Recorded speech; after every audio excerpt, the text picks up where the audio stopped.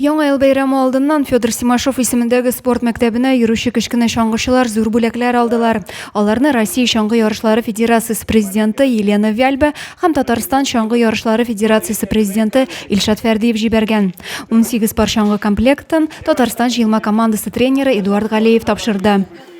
Долго нам шло это, но к Новому году успели. Поэтому вот это подарок нашим детишкам, чтобы они занимались. Самая главная задача, чтобы они были здоровые. Для каждого родителя самое главное – здоровье наших детей. Ну, дай Бог, если получится у кого-то, кто-то, может быть, и чемпионом будет, как Вяльбе, как Земятов. Федор Симашов исемендәге спорт мәктәбе берничә буын спортчылар тәрбияләде. Яшь чаңгычылар өчен дә шартлар елдан-ел яхшыра бара. Яңа чаңгы комплектына исә биредә шөгыльләнүчеләр дә сөенеп туя алмый. Я хожу 2 года на лыжи, и мне наконец-то купили новые ботинки и лыжи. Я очень рад, потому что они же новые. Яңа чаңгы комплектлары кечкенә спортчыларга тагын да тырышып шөгыльләнергә стимул бирде. Адилә Бирханова, Денис Ипатов, Зей хәбәрләре.